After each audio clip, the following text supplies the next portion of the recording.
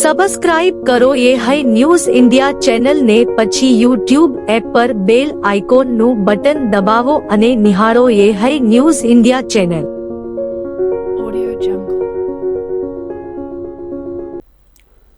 વાવ થરાદ જિલ્લાના થરાદ ખાતે દૂધ દિવસ અને મહિલા જાગૃતિ કાર્યક્રમ અંતર્ગત ગુજરાતના મુખ્યમંત્રી ભૂપેન્દ્ર પટેલે મહિલાઓ સાથે સીધો સંવાદ કર્યો હતો. કાર્યક્રમ દરમિયાન મોટી સંખ્યામાં મહિલાઓ ઉપસ્થિત રહી હતી અને વિવિધ મુદ્દાઓ પર ચર્ચા કરવામાં આવી હતી. મુખ્યમંત્રીએ પોતાના સંબોધનમાં 33% મહિલા અનામત મુદ્દે વિપક્ષને આડે હાથ લેતા જણાવ્યું કે મહિલાઓના સશક્તિકરણ માટે સરકાર સતત કાર્યરત છે, જ્યારે વિપક્ષ માત્ર આક્ષેપો જ કરે છે. તેમણે ઉમેર્યું કે સ્થાનિક સ્વરાજ્યની ચૂંટણીમાં મહિલાઓની ભૂમિકા મહત્વપૂર્ણ બની રહી છે. વધુમાં મુખ્યમંત્રીએ વિપક્ષ પર નિશાન સાધતા કહ્યું કે ચૂંટણી સમયે જ વિપક્ષના ઉમેદવારો દેખાય છે, જ્યારે ભારતીય જનતા પાર્ટીના કાર્યકરો હંમેશા જનતા વચ્ચે રહે છે. તેમણે વિશ્વાસ વ્યક્ત કર્યો કે ગુજરાતમાં ચાલી રહેલી સ્થાનિક સ્વરાજ્યની ચૂંટણીમાં વાવ થરાદ સહિત જિલ્લા, તાલુકા પંચાયત અને નગરપાલિકામાં ભાજપ જીત નોંધાવશે. મહિલાઓને સંબોધન કરતા મુખ્યમંત્રીએ કહ્યું કે બહેનો સામે કોઈ પડે તો તેનો ખાત્મો થઈ જાય છે. જે નિવેદનને કારણે કાર્યક્રમમાં હાજર લોકોએ તાળી સાથે સમર્થન વ્યક્ત કર્યું હતું. સાથે સાથે વિકાસના મુદ્દાઓને સ્પર્શતા તેમણે જણાવ્યું કે જિલ્લામાં તળાવ ભરાય તે માટે વિવિધ યોજનાઓ અમલમાં મૂકવામાં આવી છે. પૂર અને નહેરના પાણીથી થતા જમીનના ક્ષાર અંગે મળેલી ફરિયાદો અંગે મુખ્યમંત્રીએ જણાવ્યું કે સરકાર આ મુદ્દે વિચારણા કરી રહી છે અને કાયમી ઉકેલ લાવવા પ્રયાસ કરવામાં આવશે. કાર્યક્રમ દરમિયાન મુખ્યમંત્રીએ બાળકો સાથે પણ સંવાદ સાધ્યો હતો. એક બાળકને ભણતર વિશે પૂછતા હળવા મિજાજમાં તેમણે કહ્યું કે હવે તો તમારે 2 મહિના મજા, જેના કારણે કાર્યક્રમમાં હાસ્યનો માહોલ પણ સર્જાયો હતો. જોકે તે બાદ મુખ્યમંત્રી ભૂપેન્દ્રભાઈ પટેલે ધરણીધર તાલુકાના ઢીમા ખાતે જનસંકલ્પ સભા યોજી હતી, જેમાં જિલ્લા અને પંચાયત તેમજ તાલુકાના ઉમેદવારો સાથે સંવાદ કરી ઢીમા, મુછાળા, ધરણીધર ભગવાનના દર્શન કર્યા હતા. સૈનિક કહેતા શીરા મીટિંગમાં જવાનું, શીરા મીટિંગમાં શીરો બાકી છે કે થઈ ગયો? થઈ ગયો. એટલે હવે હાં સુધીની ચિંતા નહીં. સારું કહેવાય કે સવારે 8 વાગ્યામાં શીરો થઈ જાય તો સારું કહેવાય. જમવાનું પહેલા પછી આમ તો સારી પદ્ધતિ છે. જમી લીધું હોય, પેટ પૂજા વગર કોઈ કામ થાય નહીં. પેટ પૂજા થઈ ગઈ હોય તો બધા કામ પછી શાંતિથી સારી રીતે થઈ શકે. તો અત્યારે સ્થાનિક સ્વરાજ્યની ચૂંટણી આખા ગુજરાતમાં છે. એટલે આપણા ત્યાં વાવ થરાદમાં નવો જિલ્લો બન્યો છે. નવા જિલ્લાની અંદર જિલ્લા સીટો છે, તાલુકા સીટો છે કે નગરપાલિકા આવે છે. નગરપાલિકાની સીટો છે. આ બધાય ઉપર ભારતીય જનતા પાર્ટીના જેટલા ઉમેદવાર ઊભા છે એ બધાયને તમે એવા મતોથી ચૂંટો કે વાવ થરાદમાં બીજા કોઈ વિપક્ષ આ બાજુ વાવ થરાદ સામું જોવાનું બંધ કરી દે. બહેનો સામે જે પડ્યું સમજો કે એનો ખાત્મો, બોલો જોરથી, ખાત્મો થઈ જ છૂટકો. બહેનોની સામે ના પડાય. આ વિપક્ષને સમજણ નથી. વિપક્ષ અત્યારે સામે પડ્યો છે બહેનોની, પણ હવે બહેનો જુઓ એમની તાકાત બતાડે. પ્રજાજનોની વચ્ચે રહી અને જો કોઈ કાર્યકર્તા કામ કરતા હોય તો એ ભારતીય જનતા પાર્ટીના કાર્યકર્તા છે. ક્યાંક અમારા ધારાસભ્ય ચૂંટાયા હશે, નહીં ચૂંટાયા હોય તો ત્યાં પણ ભારતીય જનતા પાર્ટીનો કાર્યકર્તા પ્રજાજનોની વચ્ચે રહે છે ને એમના કામો કરતો રહે છે. ગુજરાતમાં શાસનમાં છે 30 વર્ષથી. કેટલા ઇલેક્શનો આવ્યા હશે, એ બધા જ ઇલેક્શનોની અંદર વિપક્ષના ઉમેદવારો હશે, પણ એ ઉમેદવારો ચૂંટણી પત્યા પછી, હારી ગયા પછી તમારી વચમાં કોઈ દિવસ આયા હોય તો તમારી રીતે લિસ્ટ બનાવજો કે આ ભાઈ કોક દાડો પૂછવા આવે છે. બાકી તો બીજા 5 વર્ષે ફરી કોઈક ઇલેક્શન આવે તારે ફરી પાછા મેદાનમાં આવે, ત્યાં સુધી પત્યું. ભાઈ ભારતીય જનતા પાર્ટી એકલી જ મેદાનમાં હોય. અહીંયા પાણીની વાત થઈ છે તો એક વાત કહી દઉં કે ભાઈ તમારે અહીંયા જ્યારે પૂર આવ્યું ત્યારે કે ભાઈ આ પાણી ક્યાંય નીકળી શકે એવી વ્યવસ્થા નથી. અહીંયાથી માન્ય શંકરભાઈ ને પરબતભાઈ ને તમારા બધાના તરફથી રજૂઆત મળી કે આ પાણીનો પરમેનન્ટ એવું વ્યવસ્થા કરો કે નીકળી જાય. તો એના માટેની પણ યોજના બનાવીને 2500 કરોડ રૂપિયા મંજૂર કરી દીધા છે અને કાલે એનાથી વધારે રૂપિયા થશે તોય આપીશું, પણ આની પરમેનન્ટ વ્યવસ્થા તરફ અમે આગળ વધીશું. સાથે સાથે મને એવી પણ એક ફરિયાદ મળી છે કે ભાઈ નહેરમાં શંકરભાઈ જોડે જ્યારે જ્યારે બેઠા હોય ત્યારે પાછી વાત થઈ જાય. શંકરભાઈ જેવું નેતૃત્વ મળ્યું હોય એટલે બધાને આનંદ કરવાનો કે નાની નાની બેઠકમાં ગાડીમાં બેઠા હોય તો એમનું એક કામ તો પૂરું કરાવડાવી દે કે ભાઈ આ નહેરમાં જે પાણી જાય છે એના કારણે ખારાશ ક્યાંક ક્યાંક અદ્ધર આવી છે. તો મેં કીધું કે એના માટેનું સોલ્યુશન શું હોય? તો કે ભાઈ નહેરની અંદર ક્યાંક પ્લાસ્ટિક કે કોઈ બીજી વ્યવસ્થા ઊભી થાય તો ટેકનોલોજીનો ઉપયોગ થતો હોય તો એ કરીએ, કાં તો પ્લાસ્ટિક નાખીએ, પણ ગમે તે કરીને એની પણ વ્યવસ્થા જો થતી હોય તો આપણે આગળ પાછા મળીશું ત્યારે એની અંદર પણ કંઈક વ્યવસ્થા કરીશું કે જે તમારી જમીનની અંદર ક્ષાર ઉપર ના આવે. બેટી બચાવો બેટી પઢાઓ જેવા જન આંદોલનથી બહેનો કેવી રીતે મજબૂત થાય, બહેનો કેવી રીતે આત્મનિર્ભર બને, એના માટેનો પ્રયત્ન કર્યો. દીકરા દીકરીઓ, અહીંયા દીકરીઓ બેઠી છે, ભણો છો ને? કયું ધોરણ ભણો છો? 10માં. પરીક્ષા પતી ગઈ એટલે હવે વાંધો નહીં, હવે 2 મહિના મજા. વ્યવસ્થા બીજો પણ એક સરકારે નિર્ણય કર્યો છે કે જિલ્લામાં આવતા દરેક તળાવો કેવી રીતે ભરી શકાય એના માટે જે આપણે જે સુધારો કરવાનો હતો કે 3 કિલોમીટરની મર્યાદા હતી એ કાઢી નાખીને 7 કિલોમીટર સુધી લઈ ગયા. મને નથી લાગતું કે હવે કોઈ તળાવ બાકી રહે. જિલ્લાના બધા તળાવો નર્મદાના પાણીથી ભરાય એની વ્યવસ્થા આપણે કરી છે. વાવથરા જિલ્લાના દિયોદર વિધાનસભા બેઠકના ધારાસભ્ય કેશાજી ચૌહાણ ફરી એકવાર પોતાના નિવેદનને લઈને ચર્ચામાં આવે છે.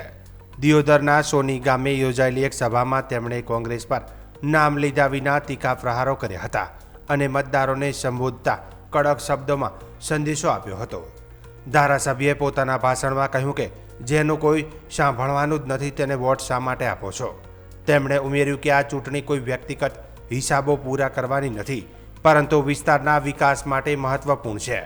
તેમણે મતદારોને ભાજપ તરફ ઝુકાવવા અપીલ કરતા જણાવ્યું કે જો વિકાસના કામો કરાવવા હોય તો ભાજપ પાસે જ વિકલ્પ છે.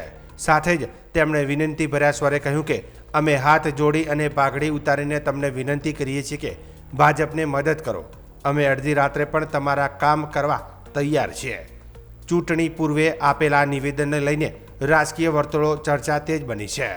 હાલમાં ભાષણનો વિડીયો સોશિયલ મીડિયા પર વાયરલ થઈ રહ્યો છે, જેને કારણે વિસ્તારમાં રાજકીય માહોલ વધુ ગરમાવો પકડી રહ્યો છે. વિકાસ માટે આ વિસ્તારના બાકીના પ્રશ્નો માટે ફાઇલ લઈને મારે સરકાર સમક્ષ જવાનું છે અને સરકાર સમક્ષ જાઉં ત્યારે માથું ઊંચું કરીને જઈ શકું એ પરિસ્થિતિનું આપણે શું નિર્માણ કરવું છે.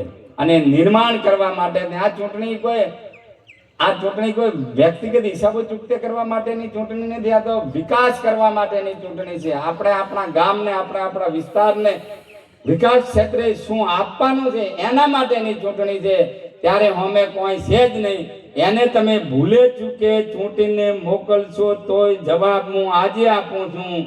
એ કોમ લઈને દાસ્યો તો એમ જ કહેવાના છે સરકાર અમારી નથી, અમારો કોઈ વભળતું નથી. તો જેનું વભળાવાનું જ ના હોય તો એને વોટ શું કરવા આલો છો? અમે આ તમને હાથ જોડીને પાઘડી ઉતારીને કહે કે ભાજપને મદદ કરો, અમે અડધી રાતે જેટલું થશે એટલું તમારું કામ કરશે. ઓનાથી બીજું શું કહી શકે? બનાસકાંઠા જિલ્લાના ધાનેરા ખાતે ભાજપ નેતા ભગવાનદાસ પટેલ દ્વારા આપવામાં આવેલ વિવાદિત નિવેદનને લઈને રાજકીય માહોલ ગરમાયો છે. મતદારોને સંબોધતા તેમણે કહ્યું હોવાનું સામે આવ્યું છે કે ભાજપને વોટ આપજો, નહીં તો હાલ માત્ર પાઇપલાઇન નાખી છે, પાણી આવવાનું બાકી છે. આ ઉપરાંત તેમણે મતદારોને ઈશારો કરતા કહ્યું કે અંદાજે 150 કરોડ રૂપિયાના ખર્ચે પાણીની પાઇપલાઇન નાખવામાં આવી છે, પરંતુ જો મત નહીં મળે તો પાણી પૂરું પાડવામાં વિલંબ થઈ શકે છે. વધુમાં તેમણે કહ્યું કે ભાજપને મત નહીં આપો તો ગાંધીનગર જઈને તમારું કામ કરાવવા માટે અમારા પગ નહીં ઉપડે, તેમજ સરકાર ભાજપની છે એટલે તમારો મત વ્યર્થ ન કરશો. આ નિવેદન સોશિયલ મીડિયા પર વાયરલ થતાં વિપક્ષે કડક પ્રતિક્રિયા આપી છે.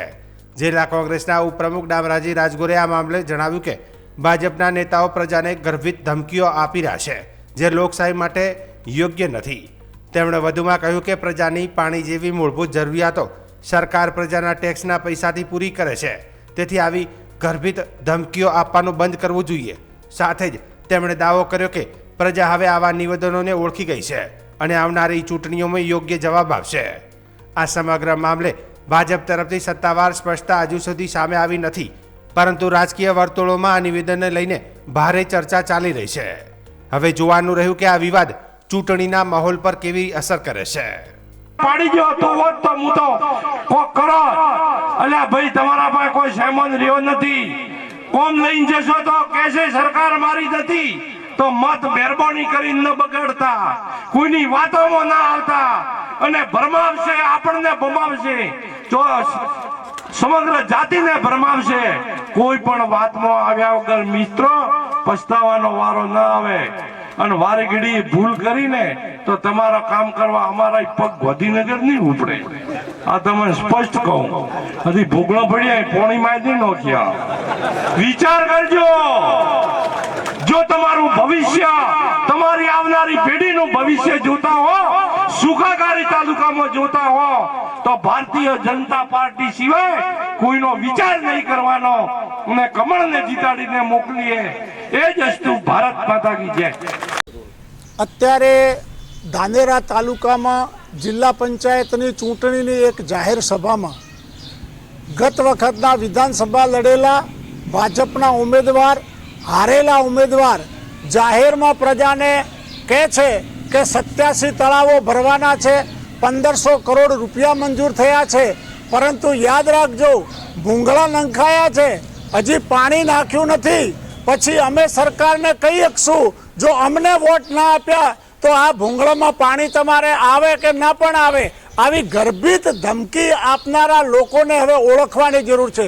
આ કોઈ તમારી ભારતીય જનતા પાર્ટીના કમળની પાર્ટીના પૈસા નથી, આ તો પ્રજાના પરસેવાના ટેક્સના પૈસા અને પ્રજાની મુશ્કેલીઓની માગણીઓનું જે રીતે પ્રજાએ માગણી કરી છે, અમારા જેવા વિરોધ પક્ષના લોકોએ તળાવો ભરવા માટેની ધાનેરા તાલુકામાં માગણી કરી છે અને સતત લડત કરતા રહ્યા છીએ. એટલે પ્રજાએ અમારી વિરોધ પક્ષની માગણીની વાતને સ્વીકારી છે, અને હવે તમે મત લેવા માટે પ્રજાને ગર્ભિત ધમકી આપો છો. શરમ આવવી જોઈએ તમને. અરે તમે પાણી નહીં આપો તો આ પ્રજા તમને રોડ ઉપર ફરવા નહીં દે, આ પ્રજા તમને રોડ ઉપર નીકળવા નહીં દે, કારણ કે પ્રજા ધાનેરા તાલુકાની પાણી વગર વલખા મારે છે, અને વિરોધ પક્ષ સતત પાણી માટેની લડાઈ એ સત્તાધીશો સામે લડતો આવ્યો છે. માટે આ ચૂંટણીમાં એમના ઉમેદવારોને જીતાડવા માટે જવાબદાર આગેવાનો ગર્ભિત ધમકીઓ આપી અને મત લેવા નીકળ્યા છે. એવા ભાજપના આગેવાનોને હવે ઓળખવાની જરૂર છે, જનતાએ જાગવાની જરૂર છે, અને જનતાએ એમને જાકારો આપી અને પંચાયત રાજની ચૂંટણીમાં સંપૂર્ણપણે હરાવવાની જરૂર છે. આવા લોકોને જનતા હરાવશે તો જ બીજી વખત જનતાનું કલ્યાણ થશે, એવી પ્રજાના સેવક તરીકે મારી પ્રજાને જાહેર અપીલ છે. વાવ થરાદ વિસ્તારમાં સ્થાનિક રાજકારણ ફરી એકવાર ગરમાયું છે. કોંગ્રેસના આગેવાન ઠાકરસિંહ રબારીએ ભાજપ અને તેના આગેવાનો સામે તીખું અને વિવાદાસ્પદ નિવેદન આપતા રાજકીય માહોલમાં ચકચાર મચી છે. તેમનું આ નિવેદન સોશિયલ મીડિયા પર ઝડપી ગતિએ વાયરલ થઈ રહ્યું છે. ઠાકરસિંહ રબારીએ પોતાના નિવેદનમાં ભાજપને ખુલ્લી ચેલેન્જ આપતા જણાવ્યું હતું કે ચૂંટણી ભાજપ અને કોંગ્રેસ વચ્ચેની છે, તો પછી પોલીસને કેમ આગળ કરવામાં આવે છે. તેમણે વધુમાં કહ્યું કે જો ભાજપમાં તાકાત હોય તો ખુલ્લા મેદાનમાં આવીને સીધી ટક્કર આપો, પોલીસને વચ્ચે ન લાવો. તેમણે પોલીસની ભૂમિકા અંગે પણ સવાલ ઉઠાવતા ઉમેર્યું કે પોલીસને તેનું કામ કરવા દો, આ સંગ્રામ ભાજપ અને કોંગ્રેસ વચ્ચેનો છે. ઠાકરસિંહ રબારીના આ નિવેદનના કારણે રાજકીય વર્તુળોમાં ભારે ચર્ચા શરૂ થઈ ગઈ છે. આ નિવેદનને લઈને ભાજપ તરફથી હજી કોઈ સત્તાવાર પ્રતિસાદ સામે આવ્યો નથી, પરંતુ રાજકીય વિશ્લેષકો માને છે કે આવી તીખી ભાષા આવનારી ચૂંટણીને ધ્યાનમાં રાખીને રાજકીય તણાવ વધારવાની શક્યતા દર્શાવે છે. હાલમાં આ મુદ્દે વિસ્તારમાં ચર્ચાનો માહોલ છે અને બંને પક્ષના કાર્યકરોમાં પણ ઉત્સુકતા જોવા મળી રહી છે. હવે જોવાનું રહેશે કે ભાજપ આ નિવેદન પર કેવી પ્રતિક્રિયા આપે છે અને રાજકીય પરિસ્થિતિ આગળ કઈ દિશામાં આગળ વધે છે. આગેવાનોમાં જો તાકાત હોય તો તમે અમારી સામે લડવા આવો. પોલીસનું કામ કરવા દો. ચૂંટણીઓમાં ભાજપ કોંગ્રેસ જયારે લડતી હોય અને જયારે અન્યાય થતો હોય ત્યારે પોલીસને ના મૂકો તો તમને ખબર પડે તમારી તાકાત બધે. અમારો કોંગ્રેસનો એક કાર્યકર હોય અને તમારા ભાજપના 1000 હોય ને તો મોડે મોડો દઈ દેવા કોંગ્રેસ તૈયાર છે. પરંતુ તમે અમારી સામે પોલીસને મૂકો છો. જયારે ફોર્મ ખેંચવાનું હોય થરાદ મુકામે અભિનંદન આલું ભાઈ શ્રી ગુલાબસિંહ પ્રધાનજી કોંગ્રેસના તમામ આગેવાનોને. જયારે ફોર્મ ખોટી રીતે ખીચાવવાની અરજીઓ આપતા હતા ત્યારે કોઈ પણ કોંગ્રેસના કાર્યકરોને અંદર જવા દેતા નતા. પોલીસે દરવાજા બંધ કરી દીધા. ગુલાબસિંહ બધા આયા અંદર પ્રવેશ કર્યો. ત્યારે પણ કહું છું પોલીસને કે મહેરબાની કરીને ગુજરાતમાં જો કાયદો અને વ્યવસ્થા તમે જાળવતા હો, માત્ર કાયદો વ્યવસ્થા જાળવવાનું કામ કરો. અને જો ભાજપ પાળામાં મતદાનગી હોય તો તમે પોલીસને ચૂંટણીઓમાં ના લો. પછી ખબર પડે તમને છઠ્ઠીનું ધાવણ યાદ કરાવીએ તમે મેદાનમાં કે ન હો, બૂથ ઉપર વોટ ના કરી શકો તાકાત. વાવ-થરાદ જિલ્લાના લાખણીના ગેળા રોડ ઉપર આવેલા આદિશ્વર કોમ્પ્લેક્સમાં આગ લાગવાની ઘટના બની હતી. કોમ્પ્લેક્સના ત્રીજા માળે આવેલા એસીના ગોડાઉનમાં આગ ફાટી નીકળતા અફરાતફરી મચી ગઈ હતી. આગની જાણ થતાં જ તાત્કાલિક ફાયર વિભાગ અને 112ની ટીમને ઘટનાસ્થળે પહોંચી ગઈ હતી અને આગ પર કાબૂ મેળવવાના પ્રયાસો શરૂ કરવામાં આવ્યા હતા. બનાવને પગલે ઘટનાસ્થળે લોકોના ટોળેટોળા ઉમટી પડ્યા હતા. ફાયર ઓફિસર વિરમજી રાઠોડે ટેલિફોનિક વાતચીતમાં જણાવ્યું કે ડીસા, પાલનપુર અને થરાદની ફાયર ટીમો ઘટનાસ્થળે પહોંચી હતી. સંયુક્ત પ્રયાસોથી આગ પર કાબૂ મેળવી લેવામાં આવ્યો હતો. ત્રીજા માલની દુકાનોમાં આગ લાગવાના કારણે વેપારીઓમાં દોડધામ મચી ગઈ હતી. આ આગથી લાખો રૂપિયાનું નુકસાન થયું હોવાનો પ્રાથમિક અંદાજ છે.